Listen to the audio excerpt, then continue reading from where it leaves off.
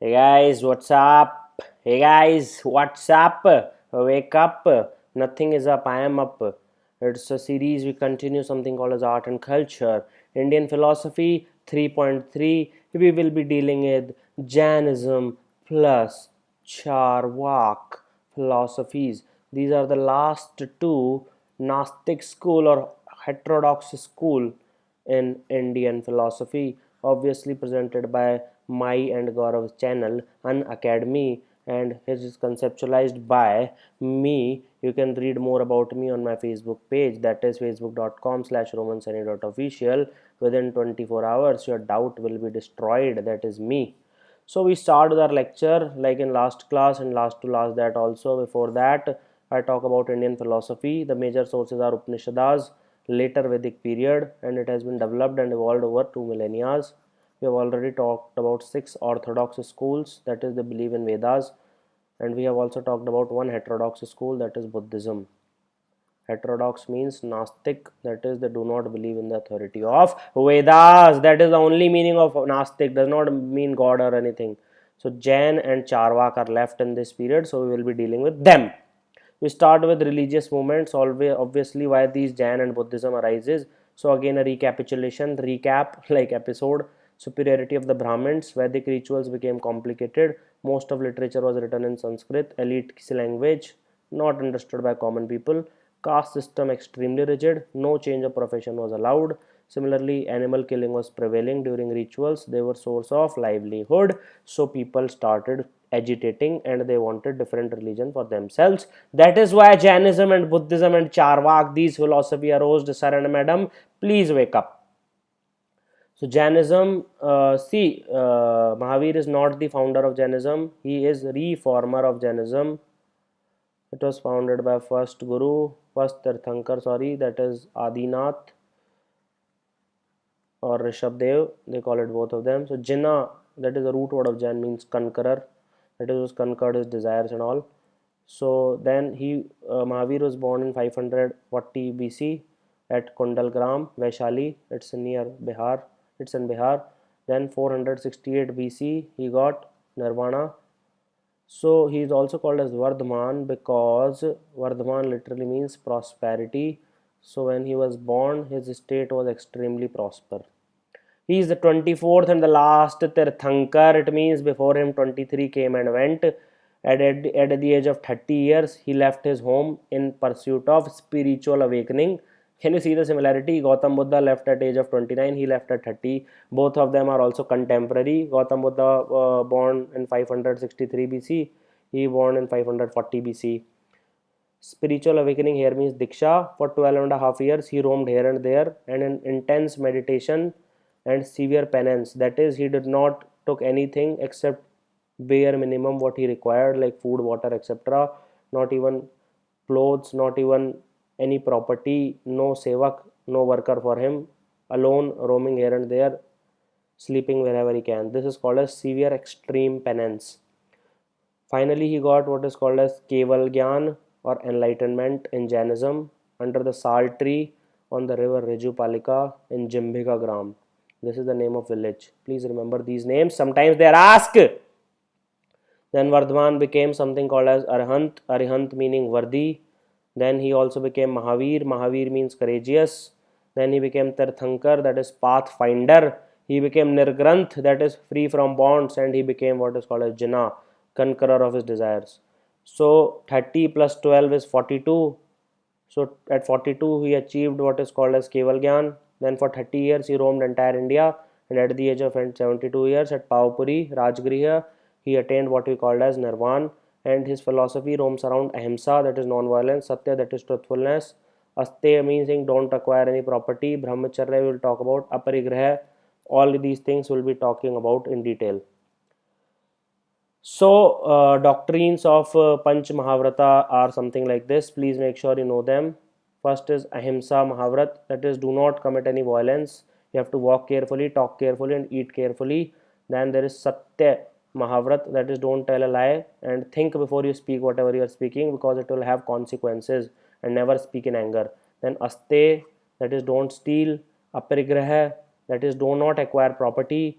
and Brahmacharya Mahavrat, that is, do not talk, see, or think about any woman. Do not go to places where there are women, and take simple food. So as you can see, these are extremely difficult to follow. So not many followers of Mahavir then. Only serious one followed him. Then Jainism, most important philosophy is Anekantavada, also called as Syadvada, extremely important. Please remember it. So it talks about pluralism, that is, there is no absolute truth.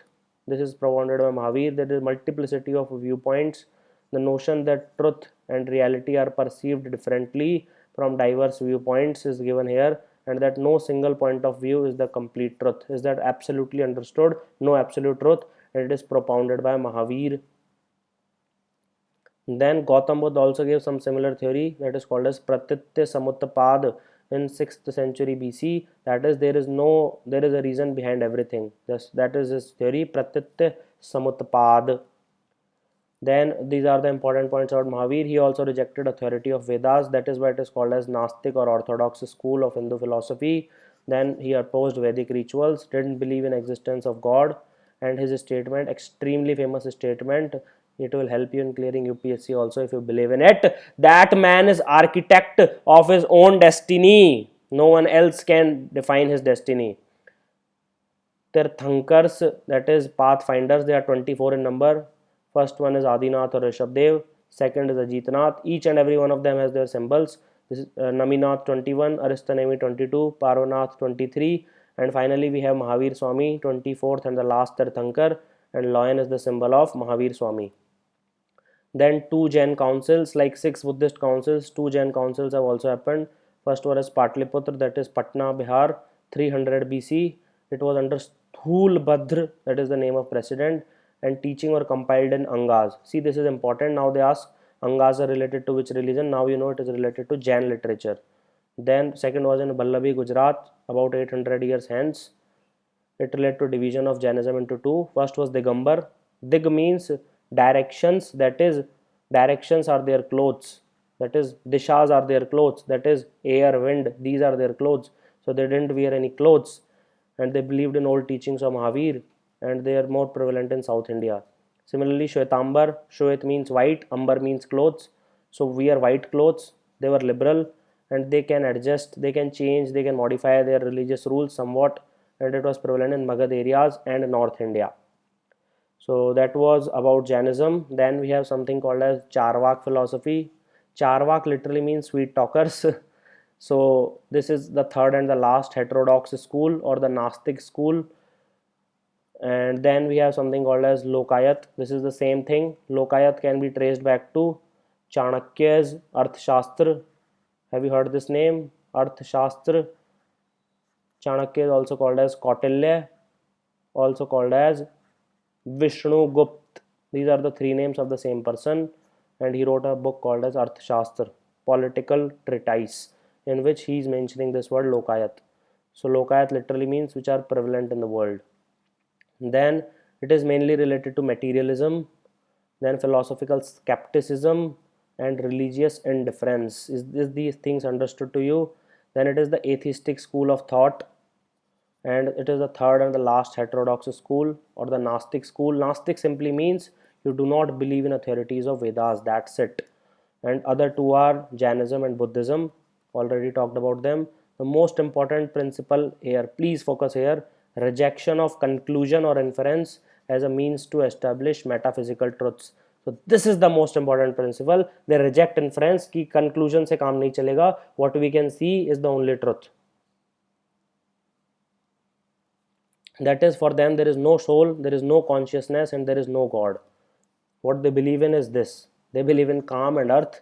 Calm literally means sensual pleasures, that is good food, good hawa, wind, pani, good environment. Earth means economically sound or financially sound, so they can enjoy sensual pleasures. That's it. They do not believe in dharma and moksha. These concepts are beyond Charvak philosophy. So for them, this human body is meant for sensual pleasures only, and enjoy as much as possible and avoid pain as much as possible. So this is their philosophy. And Charvaks rejected religious conceptions like reincarnation, afterlife, and rituals and rites. They rejected everything. They are extremely critical of the Vedas, and thought the Vedas suffered from three faults. First, untruth, that is, they are not truth. Then there is self-contradictory, and finally tautology. Tautology simply means saying one thing again and again in different words. That is tautology. So their final statement, the most famous statement of Charvak, उधार भी लेना पड़े तो ले लो लेकिन मजे पूरे करना. That is, even if you have to borrow to enjoy, do it. This is the Charvak philosophy. Still we are left with folk dances part 2.3. No one is asking me to make on it, so I will not make on it. So this part has been skipped. If you really want me to make on it, please let me know. And thank you for watching this video. You know, this is our channel, An Academy, mine and Gaurav's. So you can subscribe, click here to subscribe. Do like, share and subscribe. If you have any problem still, any doubt pestering, you can ping me at my Facebook page, that is facebook.com/romanseni.official, or you can tweet to me at my Twitter handle at romanseni. Thank you. Have an awesome day. Best of luck.